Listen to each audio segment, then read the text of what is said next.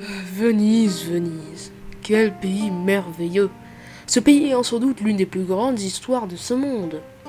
Et la voici, l'histoire de Venise, la reine de l'Adriatique.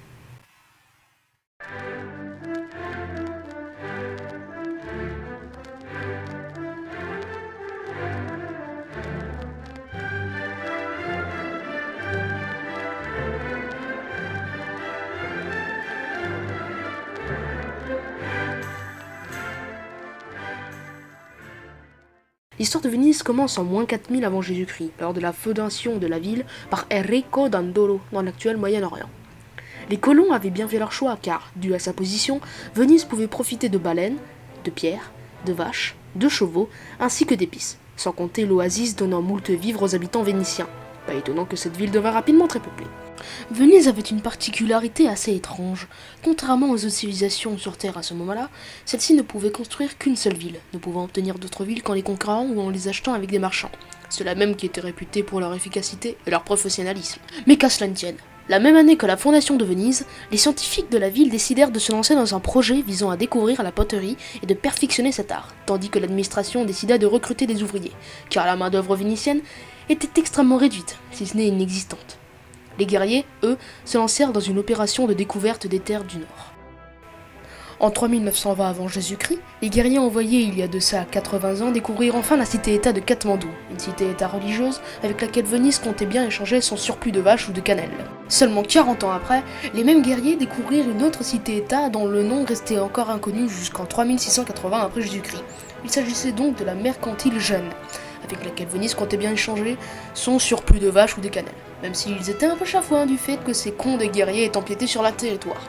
40 ans après, les scientifiques vénitiens arrivèrent à leur fin en découvrant la poterie, mais après qu'un enfant nommé Giovanni Pizza Pepperoni eut accidentellement enfermé son poulet dans son jardin à cause de barrières qu'il y avait dans celui-ci, son père, lui-même chercheur à l'Institut des sciences de Venise, soit à l'ISV, eut l'idée d'approfondir ce concept qu'on nomma plus tard l'élevage. Les guerriers éclaireurs, après leur visite de Gênes, qui a gêné Gênes d'ailleurs, rentrèrent en Afrique septentrionale où ils découvrirent enfin une autre civilisation, les Égyptiens, guidés par le pharaon Ramsès II. Les guerriers éclaireurs contournèrent Thèbes et continuèrent leur voyage en Afrique du Nord. En 3400 avant Jésus-Christ, l'Institut des sciences sociales, soit l'ISS, adoptèrent la doctrine de la liberté, juste avant que l'élevage soit enfin découvert. Même si, entre-temps, le poulet était mort, ainsi que le père de Giovanni.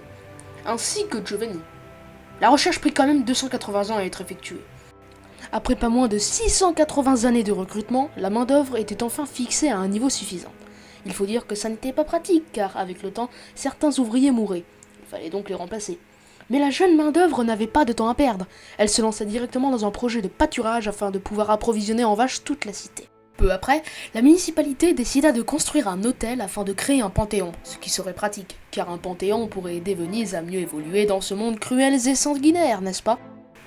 Les guerriers éclaireurs, étant tombés sur un camp barbare, décidèrent de fuir, même si en même temps, ils découvrirent le mont Sinaï, cette merveille naturelle qui remonta le moral des Vénitiens. Les guerriers éclaireurs finirent donc par aller au sud, là où des trésors pourraient attendre ces vaillants explorateurs. Même si, en premier lieu, ils virent de la mer. En effet, ils eurent atteint la côte. Ils finirent par aller un peu plus à l'ouest, puis au sud, où ils firent la connaissance de la reine Élisabeth d'Angleterre. Pendant ce temps, les ouvriers finissèrent leur pâturage et allèrent construire une ferme, la même année que l'instauration de la République de Venise, de la fin de la construction de l'hôtel et du début de celle d'un grenier, augmentant ainsi la nourriture pour augmenter le nombre d'habitants à Venise. 40 ans plus tard, la navigation était découverte. En 1920 avant Jésus-Christ, les guerriers éclaireurs découvrirent des ruines anciennes, pouvant cacher moult secrets. En allant dans ces ruines, ils découvrirent une nouvelle technologie, l'écriture. On ne sait pas trop comment ils eurent découvert celle-ci, car après de récentes fouilles archéologiques, on sait désormais que les secrets de l'écriture étaient gravés sur des tablettes. Ils ont donc lu pour apprendre à lire. Après cela fut découvert le tir à l'arc, très pratique pour défoncer des barbares de loin, et donc s'en sortir indemne, à part s'ils combattent au corps à corps évidemment. Pas le temps de niaiser, les scientifiques décident de rechercher comment miner, pour aucune raison particulière, sinon qu'il faut savoir miner pour pas paraître pour un gland en réunion de chefs d'État. La ferme au nord terminée, les ouvriers partirent au sud-ouest de la ville pour ériger d'autres pâturages, servant cette fois-ci à avoir des chevaux. Pourquoi des chevaux, me direz-vous ? Parce que Mario Pasta al Pesto, grand devin de Venise, prédit que d'ici quelques temps, on utiliserait les chevaux pour la guerre. Le peuple se dit qu'il est fou, mais suit quand même ses conseils. Pour aucune autre raison particulière, sinon qu'il faut avoir des chevaux pour pas paraître pour un gland aux réunions de chefs d'État. Il manquait quelque chose à Venise, et c'était de la production. C'est pour cela que le Doge décida de rediriger tout le travail des citoyens dans un seul but, augmenter la production. Parce qu'un pays qui produit, c'est un pays qui vit. Et du haut de sa grande production, Venise décida de produire une bibliothèque pour instruire son peuple, car les Vénitiens étaient ce qu'on appelait des teubés. Et c'était pas génial pour la science tout ça.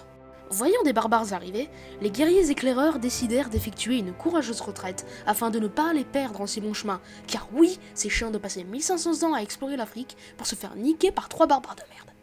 En 2560 avant Jésus-Christ, Venise découvrit comment miner. Désormais, les Vénitiens peuvent pas miner à Venise parce qu'ils n'ont rien à miner, mais au moins, ils savent comment faire. Quand des barbares vinrent menacer nos bons vieux guerriers éclaireurs, ceux-ci décidèrent d'encore effectuer une courageuse retraite. Mais heureusement, grâce à la cité-État récemment découverte de Mogadiscio, les susdits barbares furent détruits, ne menaçant donc plus l'exploration de l'Afrique. En 2440 avant Jésus-Christ, la bibliothèque fut enfin terminée, aidant considérablement la science vénitienne, pouvant désormais consulter les écrits de Francesco Tiramisu, grand savant vénitien ayant travaillé activement sur l'invention de l'exploitation minière. Ayant soif de commerce, le marchand Edoardo Bolognese eut l'idée de créer des caravanes pour marchander avec des cités-États et des nations. Le Doge accepta, et la production des caravanes commença, tandis que les guerriers éclaireurs remontaient la côte est, partie encore méconnue de l'Afrique. Les ouvriers, quant à eux, construirent une ferme dans la toute nouvelle parcelle de terrain achetée par Venise. À Venise, la nouvelle courut que l'arrière-arrière-petit-fils de Edoardo Bolognese était là, et qu'il était encore plus puissant que son trisaïeux.